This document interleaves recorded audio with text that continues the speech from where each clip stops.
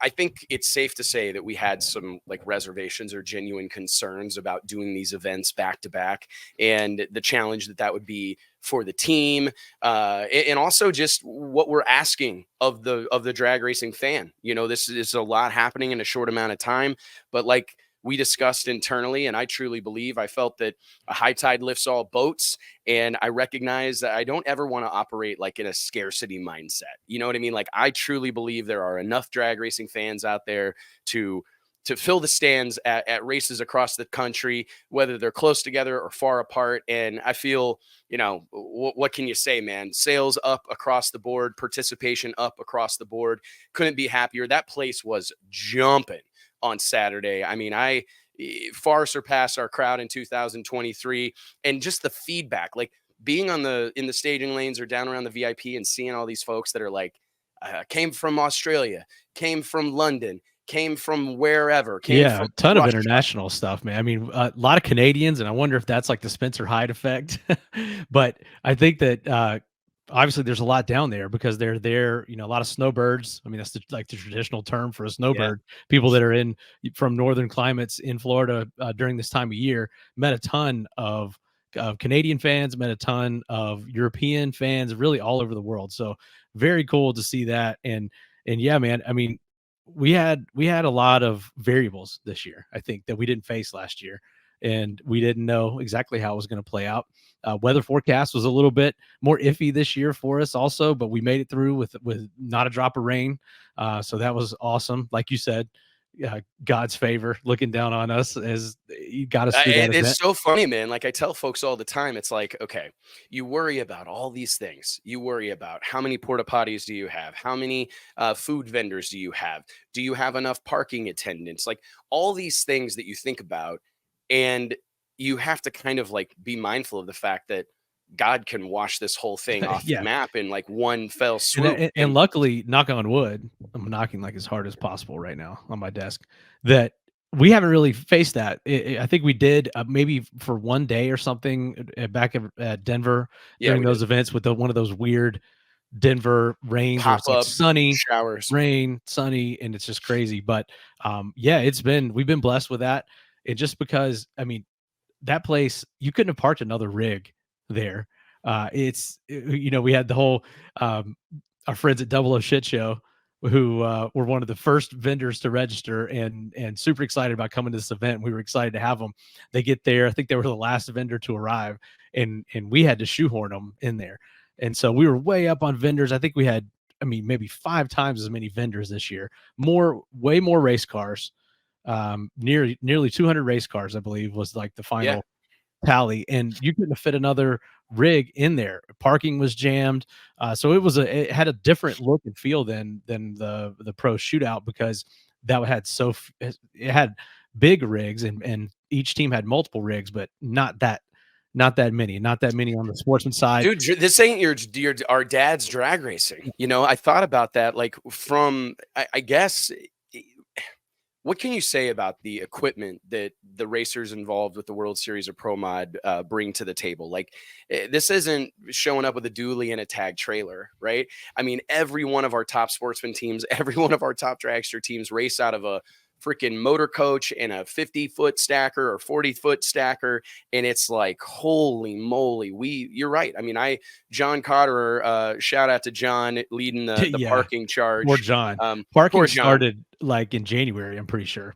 Yeah, It's I mean, what it feels like. I mean, and people were down there testing the week prior, and then we're trying to shuffle them around and get everyone situated in the spots they were supposed to be in. And that's something that we're definitely going to have to take a look at for next year, is like, when does parking actually start, and how can we be prepared to get these guys in there, because there's no room for error either. Everybody's got to be shoehorned in there exactly right when you've got 66 pro mods.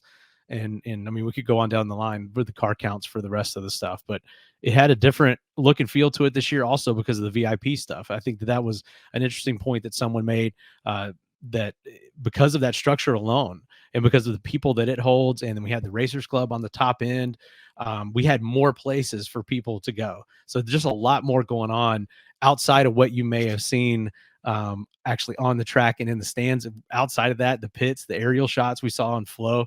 I was even up there doing the Flow broadcast at one point, and they were showing that aerial drone. I was just like lost in what I The was drone seeing. shots are, I mean, I can't. That's my favorite shot. I mean, between the jib cam down on the starting line and the drone shots, those make all the difference. I mean, those. I think The I think drone, it's. the drone alone is just a game changer when you're, especially when you're able to use it with freedom, which is what we Yeah. allow at our event, for various reasons. It's more limited at NHRA races or what have you. But I mean, even had that bad boy follow Derek Ward back to the pits when that whole thing happened, hover there in his pits, showing the thrash. I actually did not get to see that. We were in the middle of that whole deal, and I only saw screenshots later on. But when I get a second to breathe here, I want to go back and watch that whole part of it. But yeah, just so much different access to so many different things we had going on this year that was what we tried to build on from last year. Last year was such a home run in so many ways. It's like, how do we come off of the pro race and then also exceed what we did at World Series last year? And I think in a lot of ways we did that. Yeah, man. I think that was my. I mean, that's always like, can we do it again? Will the stars and moon and all the planets align again? And I mean that we did. We had our first real significant threat of weather. I was sweating bullets Thursday as watching the forecast and going, "Oh my goodness! Like all of this is it could be it could be over in a moment." And I was just really proud. I think the whole team kept poised. We stayed optimistic. I think I had one weather check-in with you, Gavin Carter, our race director, and Lonnie Grimm. Well, they And waited till I got there. It's so funny. It's like they both knew not to talk to you about the weather. And as soon as I get there on Thursday, they corner me. Hey, we're we need to watching talk this about the weather. weather, just watching the trends, nothing to panic about yet, but we might need to make an adjustment and get ahead of it, which we did on Friday. But yeah, I was like, okay, don't talk to Wes about it, but let's like figure out what we're gonna do, and then we'll bring it to him. And thank you for that, because it's just like it's an emotional like roller coaster, the whole deal. I mean, it's just by the time the event comes up, you are wound so tight. So like by the time it happens, yeah, I use the wedding analogy all the time because I think it's like the most fitting analogy, is that it's really a lot like a wedding. And you've got multiple bridezillas, not one. You've got all of these details. You have all of these guests traveling in from around the world, and it's a lot of moving parts, man. And I'm just, it's The hard last thing not you to think get about like is the revved weather. up. Yeah, Like I mean, that's when you're doing all this stuff, you can plan everything, plan the most beautiful wedding, but you can't control the weather. And then you never even really think about it until it's like actually happening. And luckily we've been very fortunate with that. we have, man. And I'm so, I mean, that was the thing. There's so many things to talk about, and I guess first and foremost, we should talk about the situation with Flow Racing. I already see a couple of people piling in here. I've gotten 100 emails or whatever. We're as disappointed as anybody else. Like, I'm not going to beat around the bush. It's an absolute bummer of a deal. There's no doubt that you can't really plan for some sort of electrical fire, which was what got us. I'm bummed out. I'm upset, and I mean, it's a frustrating situation. I don't want to lie to anybody. Like, it's a super bummer, but it's also like it's part of it, man. It's part of the live event journey.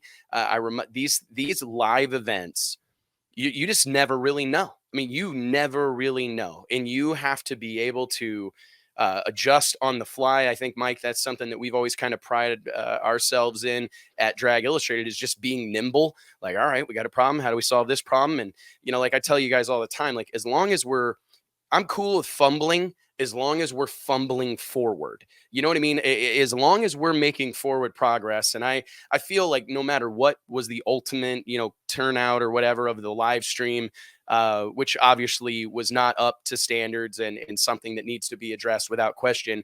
But I do feel we did our level best. I think it was a super redeeming moment when Flo was able to broadcast, keep the drone shot live and follow Derek Ward and his team, not even to their pits, over to Melanie Salemi's pit area, where they installed a new starter on that screw-blown Hemi and got back up into the staging lanes within a matter of minutes. I mean, I think that was a super redeeming moment. And the fact that I mean, whenever I think about all this stuff and like the importance of the live stream to me is multifaceted. Like, I want a wedding video. Like, if you're going to go through all the trouble of getting married, like, you want proof that it happened. Like, you want to be Right. able to look back, show your kids, show your grandkids or whatever. And I want those things. Like, I mean, selfishly, I'm going, man, I want to be able someday when we're old and grayer than I am already, I want to be able to look back at this stuff and show it off and share these moments that I think are really special with people. And I'm so glad that that was captured like entirely. Like, that moment was captured Yeah, entirely. it happened at the Um, right time where they were able to get back running, and I think that that also is a key takeaway that, they didn't give up and they got it straightened out and were able to get back on track by the end of the event. So yeah, we and had huge shout out to NC Pro Modder yeah, Jay Warren, kind of swooped in and saved the day in a lot of ways. Like, there are so many people. This is and it honestly speaks to the whole situation. But Mike and I, we like, and amongst several people on the Drag Illustrated team, dude, we stay. I mean, we've been a part of this sport our entire lives, and I know that every one of these racers, young and old, man and woman, every shape, they all have family and friends that have in some way, shape, or form contributed to their racing efforts or supported their racing efforts. And it's important that they're able to, even from afar, participate or at least witness these things happening. So huge shout out to Jay Warren at in the NC Pro Modder team. His it wife was was like the there. biggest celebrity on the internet in the I drag know, racing right? I world mean, after what a that. deal. And it was cool. I mean, and Jay had been there all week streaming testing, which we appreciated him doing that. And then has kind of an arrangement, I think, with Flo to be able to do that. And then was there to be able to come out of the bullpen. If you saw the videos that the meme videos that someone made where it's from Major League or whatever, where he's coming out of the bullpen. So That was that was hilarious. fortunate, but not the. It certainly is not the situation anyone wanted. And like you said, it's all about kind of fumbling forward and figuring out how to prevent that from happening next time. Then I hope. the real bummer of it is that it's this was the end of a trifecta of drag races that I think Flo was really amped up for, that we were amped up for, that I think was a real big push on their part, and that we had been pushing that, subscribe and you get these three great races together, and for it to happen um, at our event, we're bummed out the most about that. But stuff happens. Also, another good point. 5 years ago, this wasn't even possible, or it wasn't to this level that we're seeing now. And to your point, also, we've become so accustomed to it, and it is such an important part. We delayed the start of the race to try to get this thing Yeah, on that was the track thing, is because I it's was so important. losing my mind. Mike Yeah, was in the motor you coach. can you Shout out can to blame me. shout out to Elite Motorsports for hooking us up every year with a luxury coach for us to operate out of. And I walk in the coach, and Mike goes, Wes, the flow trailer's on fire. And I'm like, wait, what? And he's like, yeah, like their generator's on fire and it's burned up all the motherboards and it's a calamity and they're trying, but we don't know. And we were like moments away from our 12 o'clock start time. Like, I was literally going in to change shirts because I'd already sweat through one. And I was going in to change shirts and go back to the starting line. And you tell me this whole thing about the trailer fire and all this, and I'm like, oh, okay. So like, where are we at? How far? So we're not streaming? And he's like, Mike's like, no, it's on fire. No, we're definitely not streaming. I'm like, okay, so what's the timeline?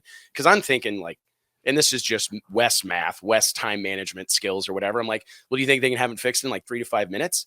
And you're You're a like, time bender. You're like my yeah. wife. You guys think you can bend time, but no, it And was they're like, but well, there they're was gonna need though. 15 or 30. And I'm like, Yeah, there they wasn't can really have no ETA. There was we no yeah. ETA. We were going minute by minute, and it just at some point we had to go. But it shows how important it is, like you said, for the families and sponsors and everyone at home to be able to watch it, and how important of a component that has become to an event like this.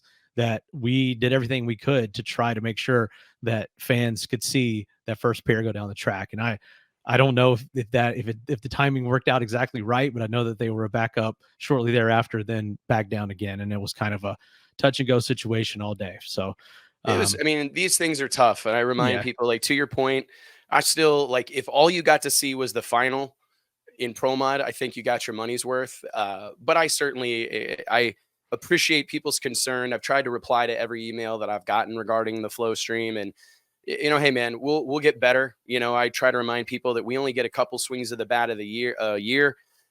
So we've got plenty of time to improve. I think the people that attend the event, the fans that come out and hang out with us, they recognize that our VIP experience in 2023 was massively surpassed in 2024. And so like, just trust that there's always efforts being made to improve this deal. I have hardly slept since we got home, just And it because I'm was so improved. excited, man. I mean, it was massively Let's improved. talk about. I mean, we brought in Jason Galvin. We had a dedicated broadcast. I think that's the new trend. I think we'll Yeah, see everybody have to go to that we format. had a dedicated broadcast team, and then they had the drone. We brought in the boom. I don't know the guy's name, but he's the go-to boom guy. We're drawing blank on it right now. Me too. Jamie, Me I too. think. We had pit interviews. Courtney was doing some content pieces. We had Don O'Neill there. I mean, all the stuff that we could bring within reason from the Pro Superstar Shootout. We And brought people to this don't event. realize like how expensive like that stuff is. Like it's several $1,000s to have the drone. It's several $1,000s to have the jib camera. It's like every time you turn around, there's another expense, but you can't really, like, I feel like you can't really afford to not do it, because that's what for me, it all comes back to what do they deserve? What do our fans deserve? What do our racers deserve? I mean, it's It 2024. paid I off. mean, It pays off too. I mean, I just think it's so badass to see that boom camera like an inch from the blower as this thing is and that's part of pulling the up to the show line. too. That is Like, part of the show for it sure. is, and it's especially part of the show for your racers. Like, I had some feedback from some fans that were like, "Hey man, can you turn the music down?" And I'm like, "No, I can't. I'm sorry. If you'd like to move down a little bit, I understand that it's not your jam, but I like it, and it especially changes the mood for my athletes, like for our drivers and our crew and everything. Having that music on the starting line totally changes the vibe. It creates an electricity that I think is only produced by music. Like, you have to have something that's setting the tone, something that is elevating the moment. And I saw all my crew guys. I mean, whenever they're walking up there, it's not just crew guys. I say crew guys kind of like as a generic term, but it's like man, woman, and child. They walk up there and it's like they recognize that they're like on stage now. And I think that's part of the thing is that I'm wanting to create is I want the stage to be, or the drag strip, the starting line, the water ball. I want that to be like hallowed ground. Like, I want it to be sacred space on the property. And I think that you need that mood. Like, you need something. Like, I actually, there at some point during the on Saturday, I was standing down there and hanging out with some fans or whatever, and it was like, our old boy Laney Newman. Let's give it up for Laney Newman, who absolutely killed it as our music director this past weekend. You can see him again at a slew of different rodeo and bull riding events, but the one nearest and dearest our hearts is he'll be on the mic and on the ones and twos throughout the entire week at the Texas Stampede of Speed and the NHRA Fall Nationals coming up this fall at the Texas Motorplex. But Laney, I was listening and he played like some Billy Joel song, and then he hit me with, hit us with going to some, mention this. yeah, hit us with some 70s stuff, and then hit us with some classic rock, Some like and poison, pour some yeah, sugar on me and or I went something. over Like, all there and right, I said, we've "Hey done all man," the drag race classics. I told him, I said, "Hey buddy, we like, I want to hear some rap, I want to hear some EDM, I want to hear some stuff that's on the radio now. Like, we can't, like, we've got to do, like, you got to play a little bit of that stuff, and you got to play some of the sing along stuff. But we talk all the time about how this is like an aging demographic and blah blah blah. But if we play the soundtrack of our grandparents' life, it's not going to speak to a younger audience, right? So like, I would rather have a few hardcore fans that are going to come support the race, whether it's pouring rain or the whole place is on fire. Like, I would rather ask for a little bit of understanding from them and perhaps pique the interest of a younger person or someone who's just there, never been to a drag race before, looking for a good time on a Saturday night. Like, I want to speak to that person, because I think our hardcore fans, they're going to give us a little more grace and a little more understanding than, the person who's coming out to the racetrack for the first time and immediately goes, "What is this, like a old white guy convention?" Like, and we've got to avoid Yeah, that. it Like, kind of is. And in some ways it But is, I it guess, but I want yeah, I to, mean, but we are do our moving part. past that. I mean, honestly, and to your point, also, I looked into the stands, and it is a very diverse audience out there, and it feels like things are changing. I feel like I see a lot more young people. I think people are maybe this is working. Maybe we're reaching a different audience. And we did our Racers Club autograph session on Saturday. Met a lot of different people from all different walks of life there also. So I mean, when you said that, I heard you saying it and I was laughing because then we got some Yeezy or something I going told him, there, I and I'm said, hey, like, bro, only at this race will we just have some Kanye on the starting line. I told him, I said, listen, I need like 4 to 5 Kanye tracks a day. Like that's kind of near and dear to my heart. People can say whatever they want, man, but I think he's a genius. And anyways, he's like, Wes, I don't think I don't even know if they make clean Kanye music. And I'm like, really? You can't find anything? And anyways, we couldn't find much. But man, it was, I really like it. And it's hard. I see, we get a lot of people saying, hey, can you do like songs for drivers? And it's hard because there's so much happening in that moment when you're trying to get 2 cars in the water box. And I do think there's a way to do it.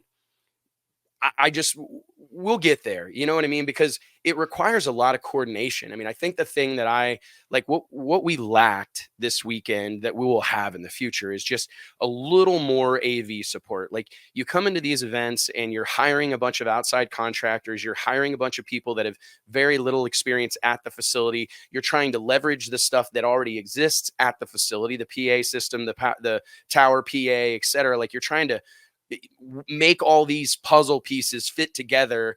And it's hard. Like one of the things that like I have to be able to hear Tucci and Logan, our announcers, and I want to give it up to those guys. I think they absolutely crushed it. Steve Logan and Al Tucci done 2 back-to-back events for us. Steve Logan has become a part of the family. Al Tucci's been a part of the family since day one on Thunder Mountain in 2017.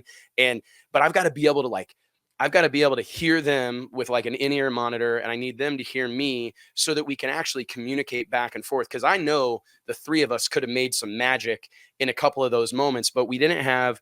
What we found was we had wireless PA, like we were ready, but we weren't anticipating how much interference we would have from all the race teams' radios, in-car radios. So we were having a lot of trouble with signal clarity down on the starting line. And we've already identified a system that we can put in place that'll eliminate that for next year. But anyways, it's just like all those moments on the starting line and hanging out with my friends. I mean, it's like these guys coming from, there's these 2 cats that came from London, and I don't think they ever left the starting line VIP area ever. I mean, I'm telling you, they were there from start to finish on Friday, start to finish on Saturday, start to finish on Sunday. And you start to get like Sonny Barker. There was another guy who's like a longtime fan, watches the show or whatever. He was camped out on the starting line, same spot every time I was up there.